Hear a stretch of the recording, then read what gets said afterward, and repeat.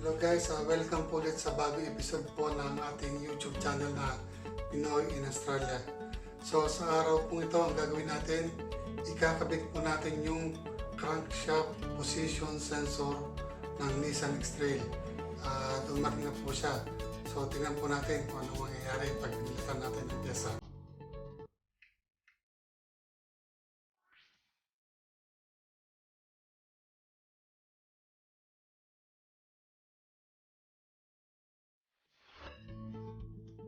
Hello guys, ito na po yung piyesang in-order natin. Ito po yung crankshaft sensor. So, inabot po ng 1 week bago dumating yung piyesa. Kasi in-order ko po ito online. So, tingnan po natin. I-open po natin yung box.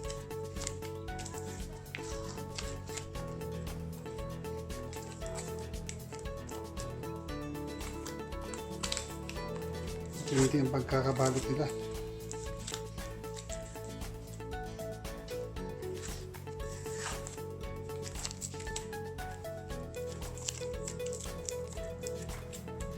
Masyadong madikit yung pandikit.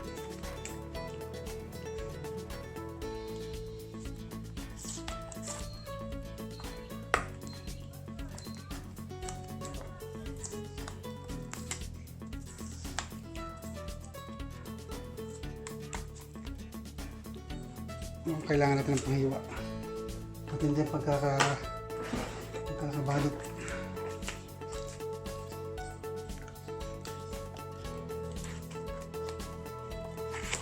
Okay.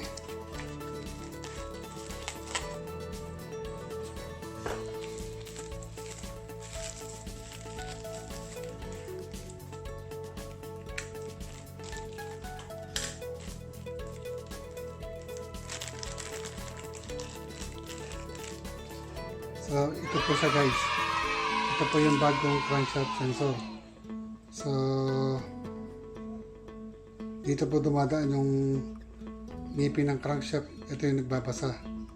So, para magnet ito, binibilang niya yung yung bawat anong slotted na area ng crankshaft sensor. So, pumunta na po tayo at palitan natin yung pyesa. Balit po muna natin.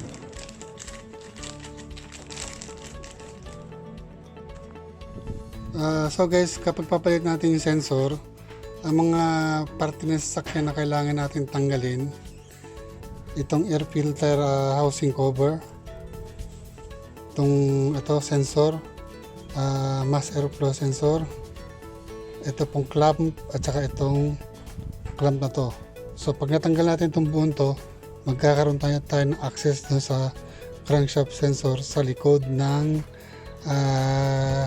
makina, sa may gilid.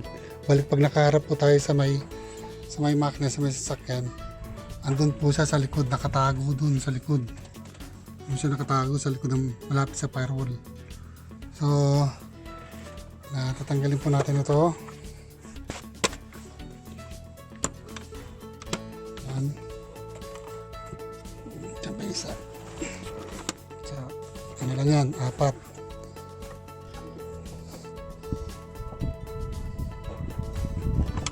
Yan.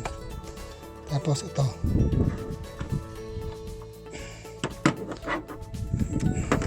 8mm pa pala. So, ito pa tatanggal natin itong clamp na to.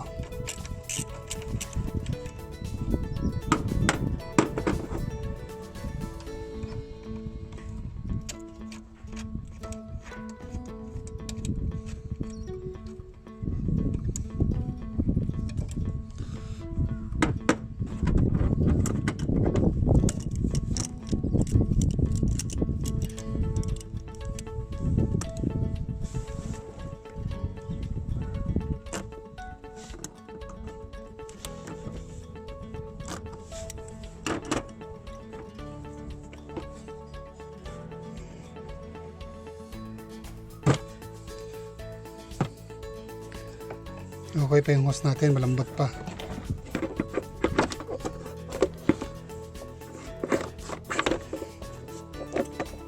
Pabalang mo natin sa lapag.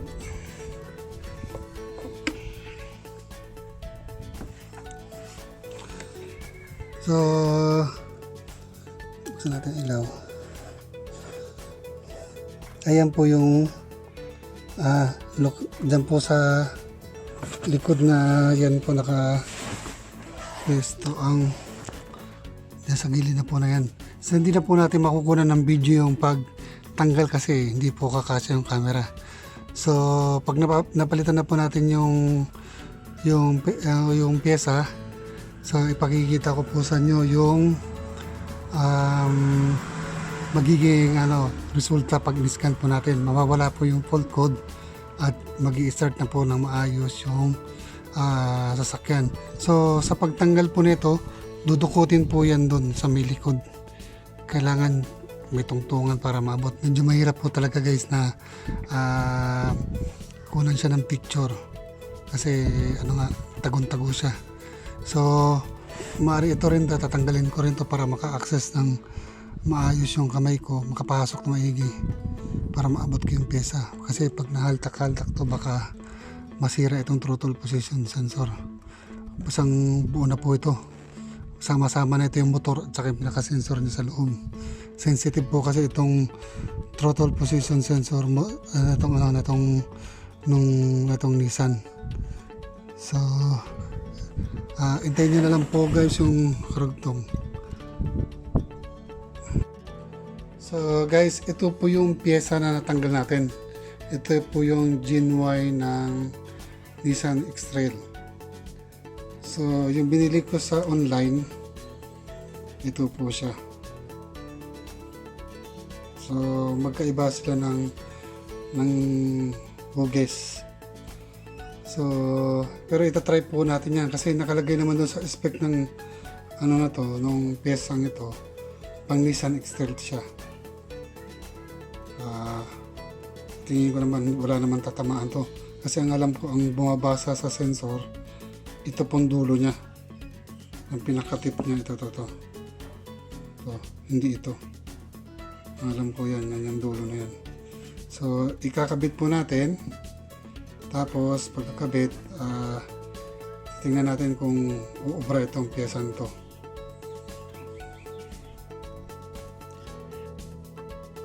Okay guys, napalitan na po natin ng pyesa yung crankshaft sensor na sira po. Napalitan na po natin. So pinakita ko po sa inyo kung paano pagtanggal ng mga parts na nakaharang. Naibalik ko na po siya. Ngayon kung sa pagbabalik po ng mga pyesa tinanggal, i-reverse nyo lang po yung process na ginawa natin kanina. So ngayon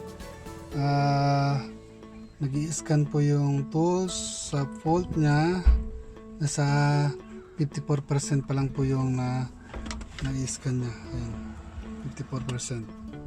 So lahat po ng system chine-check niya, yung makina, transmission, airbag, 4x4, ABS. So ayan po. So all system scan po kasi previously nung chinek natin siya, may fault code siya sa transmission at saka sa engine.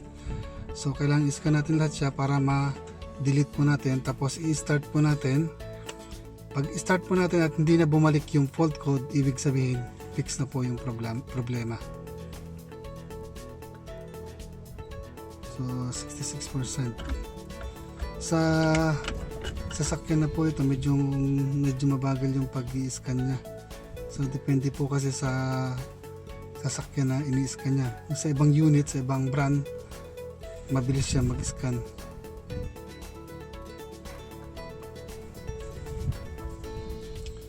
So in the future gagawa po tayo ng review sa mga scan tools. So lalo na po diyan yung mga baguhang mga mekaniko.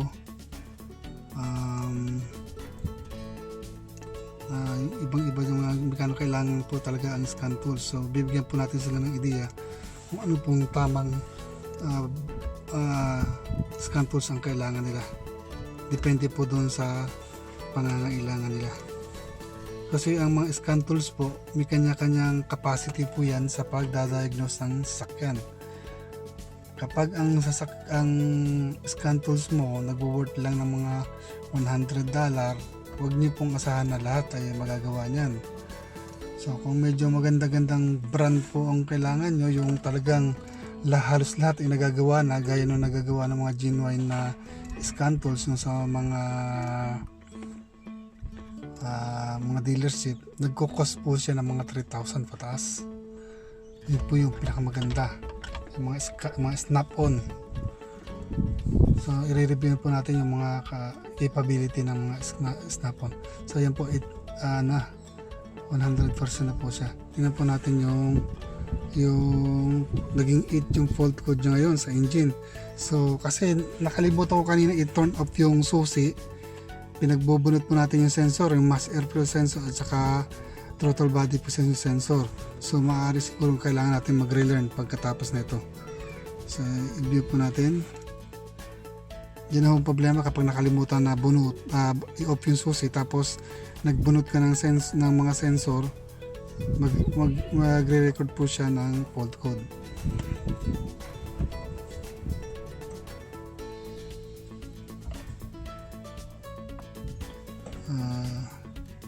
Read code.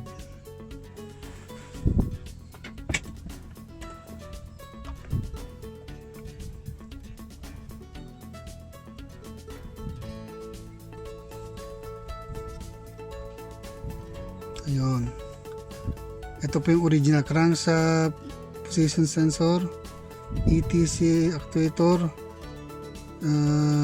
throttle position sensor, kasi bunot po natin yan. Ayan o, sensor ng throttle TP, yung throttle position sensor po yan. Camshaft sensor circuit B1, kasi bunot natin yan. So ang original na fault talaga niyan, itong may freeze frame data. Yan. So i-erase po natin siya. Tingnan po natin itong service manual. DTC detected when TCM does not receive proper voltage signal from the ECM. Oo nga yan. Tsaka kasi kanina po iwan ko siyang nakasindi na drain po yung battery. Nakalimutan ko mong bunutin yung susi. Naka-switch on. So erase lang po natin siya. Okay, skip po tayo. Back. Lab data, activate, risk code. Risk code po tayo. Ignition on and the engine off. Yep, ignition on and engine off. Yun po ang position ngayon. Naka-on pero engine off. Yes. Ayan, binibigyan po natin siya tayo ng warning na kapag in-erase po natin yung fault code, pati po yung freeze frame data, mawawala po yun. Kasi malaking tulong po yung freeze frame data. Kaya kung mag-erase po tayo, mas maganda may cellphone po tayo, tignan, picturean po natin. Sa case na po natin kailangan kunan ng picture. Kasi alam naman po natin kung anong problema. So, na-erase nyo na po. So, back tayo. Okay. Back po ulit tayo. Back. Yan na. No fault, pass. Transmission, no fault. Yan, wala sin. Nasama na po siya sa na-erase. Ito po yung speed ng transmission. So, i-start po natin siya. Tingnan po natin yung check engine, yung dilaw, yung malapit sa simbol ng baterya.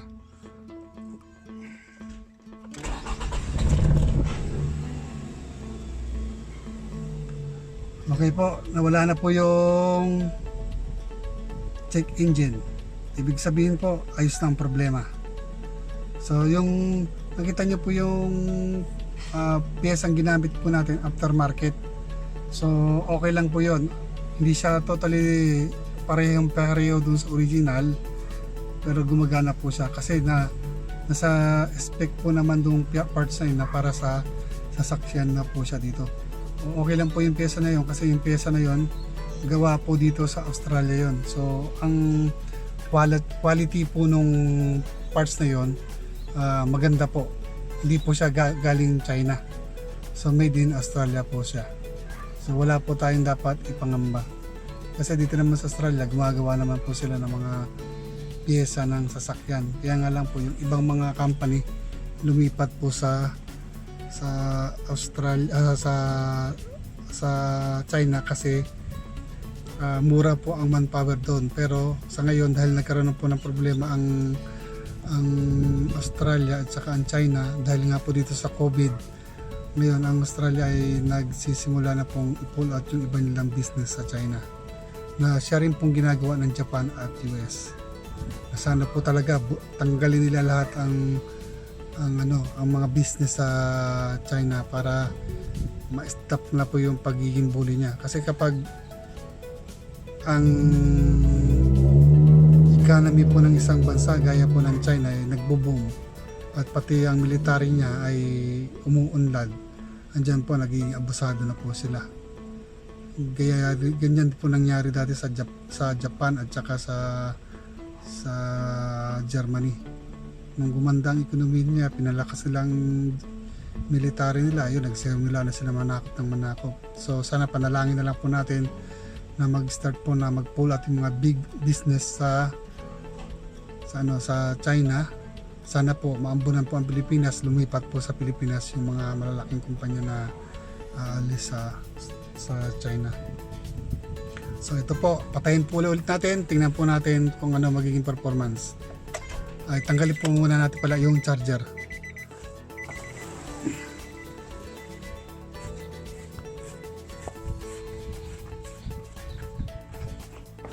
Tanggalin na po natin yung charger. Iupo muna natin. Off, yan.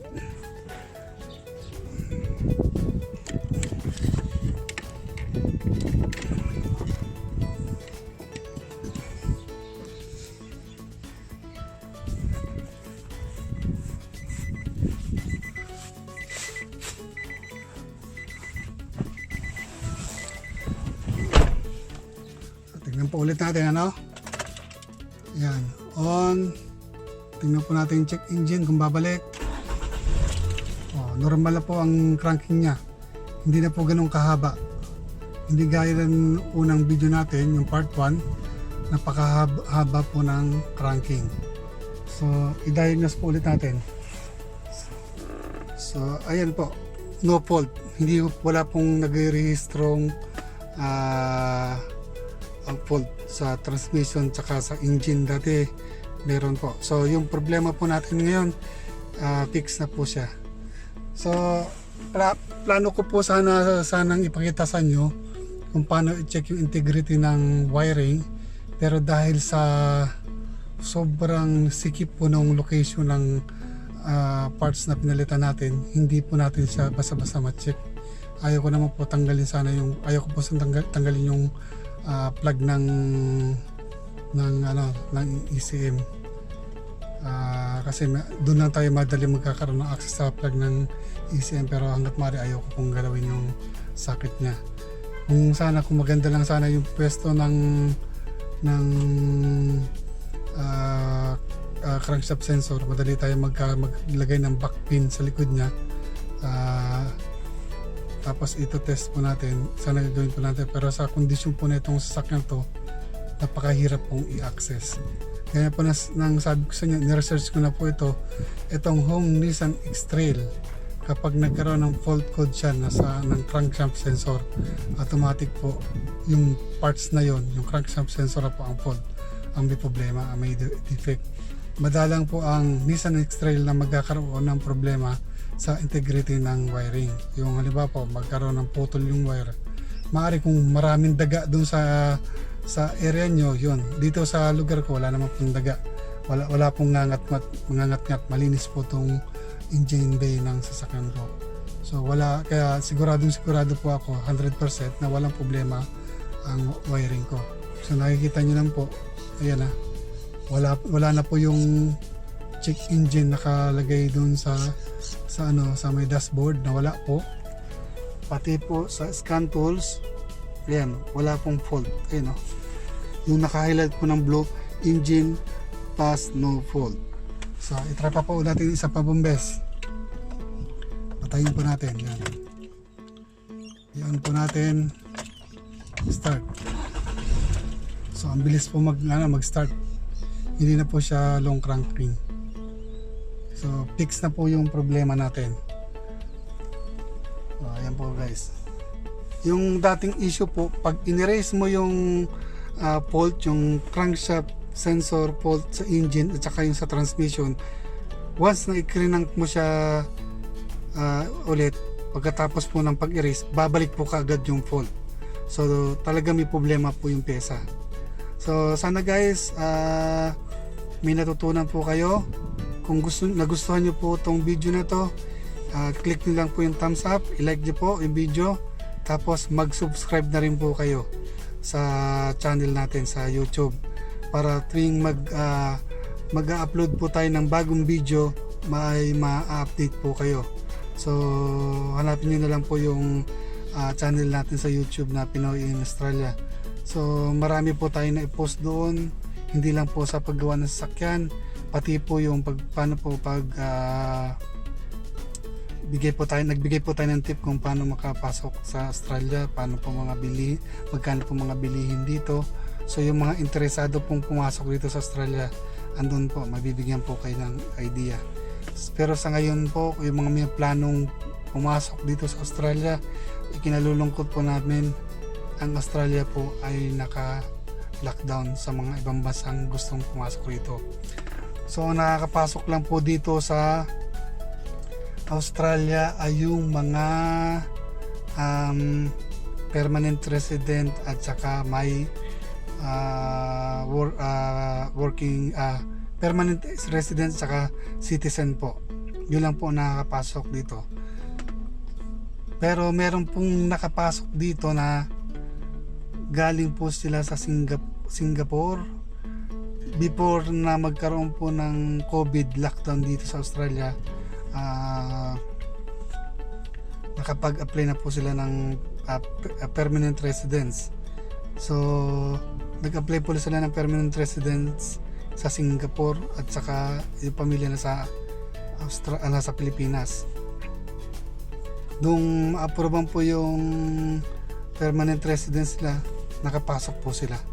So kaya nga po sinasabi ko sa inyo, dalawa lang po nakakapasok ngayon, permanent resident at citizen ng Australia. Meron po tayong kasamaan sa trabaho na minalas po, umuwi, inabot ng lockdown sa Pilipinas. Ang visa niya po ay 457 o working visa. Hindi ko alam kung kasi yung pumasok po kung working visa po ay 457. So yung time na pumasok siya, working visa po siya, pero hindi ko alam kung 457 pa rin po ang tawag. So ang nangyari, nung inabot siya ng lockdown, hindi na po siya nakapasok ng Australia. Kasi dalawa nga lang po ang pwedeng pumasok, citizen at saka permanent resident. Sa kinasamaang palad po, tinanggal na po siya ng employer ng kumpanyang pinapasokan po namin. So yung mga nanonood po na mga hindi pa po citizen saka hindi pa po permanent residents, huwag po kayong uuwi ng Pilipinas dahil pag umuwi po kayo, hindi na po kayo makakabalik. O sige po mga kakukutingting, ang tawag ko sa kakukutingting po ngayon kasi mahilig tayo magkutingting na sasakyan. Kung mga gustong magkulikot dyan, panoorin nyo na lang po itong mga video natin para may matutunan po kayo. So hanggang dito na lang po, paalam, hanggang sa ulitin.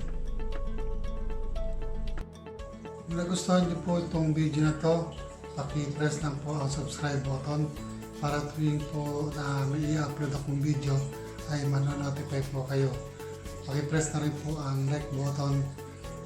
Sana po supportan nyo po ang YouTube channel natin para continuous pa rin po ako makagawa ng mga video na tungkol po sa pagkagawa ng mga sasakyan at matulungan din po kayo sa magkaroon po kayo ng idea sa mga sasakyan ninyo.